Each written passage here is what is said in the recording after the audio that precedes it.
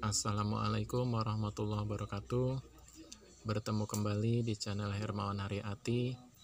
Pada kesempatan siang hari ini kita akan membahas 20 tips dalam mengerjakan soal P3K. Simak baik-baik videonya.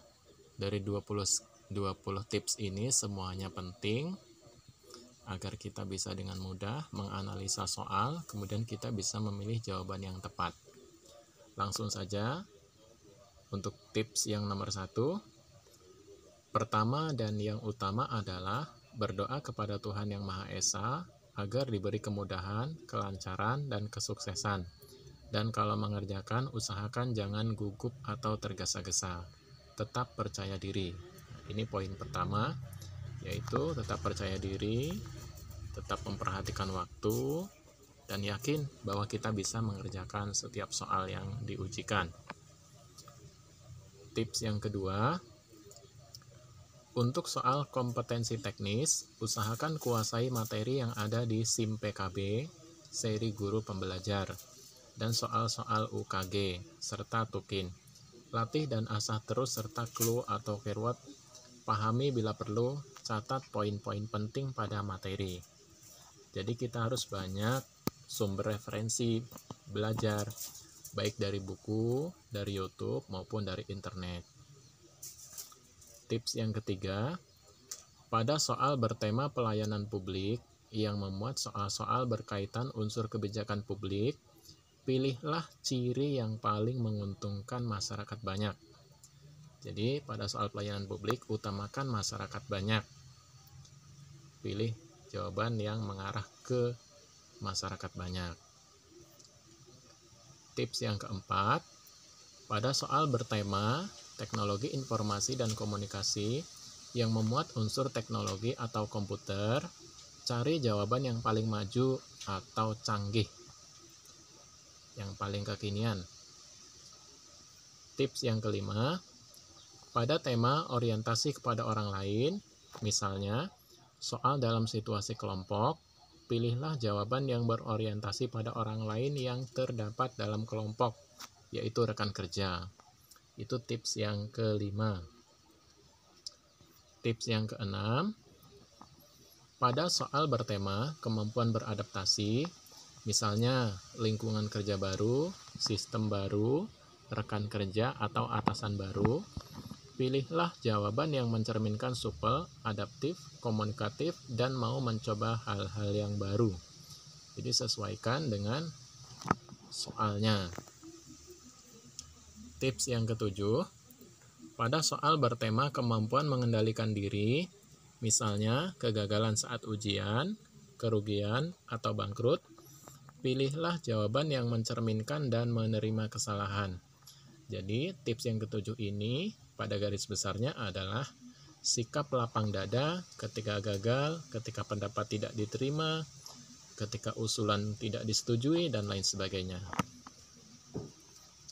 Tips yang kedelapan, pada soal bertema kemampuan bekerja mandiri, sebagai contoh sakit ketika ada tugas, maka pilih jawaban yang menegaskan bahwa tugas akan selesai dengan baik oleh diri sendiri.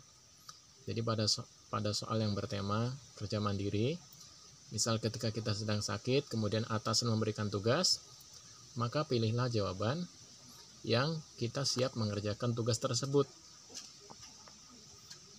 Tips ke-9. Pada soal bertema kemauan belajar, misalnya soal yang memuat unsur diklat, pendidikan, kursus, dan bimbel, pilihlah jawaban yang mencerminkan keinginan yang tinggi untuk belajar terus-menerus. Jadi, misal kita menemukan soal yang berbicara tentang kemauan belajar, tentang diklat, pendidikan, kursus, dan yang lain, maka kita harus memilih jawaban yang mencerminkan bahwa kita ingin terus belajar dan belajar untuk menambah pengetahuan. Tips yang ke-10. Pada soal bertema orientasi terhadap pelayanan, misalnya terdapat tugas yang berhubungan dengan pihak luar, pilih jawaban yang cenderung dilakukan untuk kepentingan orang lain di luar kelompok. Itu tips yang ke-10. Jadi kita juga harus memperhatikan kepentingan orang lain di luar kelompok kita. Tips yang ke-11, pada soal yang memiliki unsur kebijakan publik bertema sosial budaya, pastikan memilih jawaban yang tidak mengandung unsur tindakan korupsi, kolusi, dan nepotisme atau KKN. Jadi pada tips ke-11 ini, apabila kita menemukan soal yang memiliki unsur kebijakan publik bertema sosial budaya, kita jangan memilih soal yang ada indikasi KKN.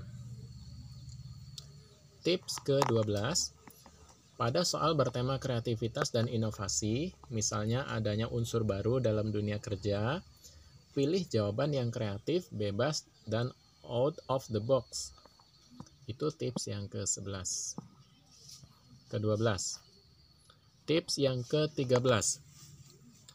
Pada soal bertema profesionalisme, misalnya ada gangguan dalam pekerjaan, pilih jawaban yang menunjukkan sikap akan tetap fokus bekerja meskipun di tengah-tengah gangguan. Kita sering sekali menemukan soal yang seperti ini. Misal ketika kita ada kerja, kita sedang rapat, ada gangguan telepon, ada gangguan ini itu, kita harus tetap fokus bekerja meskipun di tengah-tengah gangguan. Itu, pilih jawaban yang mencerminkan hal tersebut. 14. Pada soal bertema jejaring kerja, misalnya soal yang mengandung unsur koneksi atau pergaulan, pilih jawaban yang mencerminkan sikap supel dan terbuka ke semua orang. Jadi pada soal yang bertema jejaring kerja, kita memilih jawaban yang mencerminkan sikap supel dan terbuka ke semua orang. Kita tidak egois. Tips ke-15. Pada soal bertema integritas diri, misalnya adanya gangguan pekerjaan mengarah ke tindakan korupsi atau curang, pastikan untuk tidak memilih jawaban yang mengarah ke tindakan KKN atau menyalahgunakan jabatan. Jadi, ketika ada soal bertema integritas diri, maka kita harus memilih jawaban yang menunjukkan bahwa kita memiliki integritas dan moral yang tinggi. Kita tidak boleh memilih jawaban yang mengarah ke tindakan korupsi, kolusi, nepotisme, atau penyalahgunaan jabatan. Tips ke-16. Pada soal yang mengandung unsur tantangan dalam pekerjaan baru yang bisa diraih, pilih jawaban yang mencerminkan antusiasme, suka tantangan, dan semangat berprestasi. Nah ini, pada tips nomor 16 ini, jika ada soal yang mengandung unsur tantangan, maka kita pilih jawaban yang antusias terhadap pekerjaan tersebut tinggi, kemudian kita menyukai tantangan, dan kita tetap semangat untuk terus berprestasi. Tips ke-17, pada soal bertema kemampuan mengkoordinir atau menggerakkan orang lain sebagai atasan, pastikan memilih jawaban yang berisi perintah kepada orang lain secara jelas.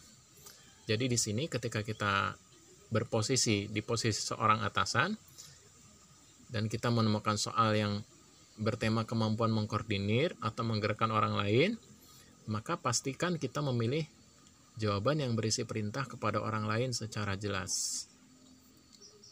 Tips ke-18, pada soal bertema tugas dan kerjasama kelompok, pilih jawaban yang berkaitan dengan kerjasama dalam kelompok. Jadi, biasanya terdapat soal-soal yang bertema tugas dan kerjasama kelompok, maka pilihlah jawaban yang berkaitan dengan tema kerjasama dalam kelompok. Jadi kita tidak boleh sendiri-sendiri, harus kompak. Pilih jawaban yang cenderung ke arah kekompakan dalam kelompok. Tips ke-19, pada soal wawancara, Anda jawab sesuai dengan pembuat pertanyaan dan jangan egois. Jadi ketika kita menjawab soal wawancara, kita tidak boleh egois menjawab dengan pemikiran kita sendiri, dengan keinginan hati kita sendiri. Jadi kita jawab sesuai dengan pembuat pertanyaan, dan kita harus menunjukkan bahwa kita adalah pribadi yang baik. Tips yang terakhir, nomor 20, minta doa restu kepada orang tua dan bermunajat kepada Tuhan Yang Maha Esa.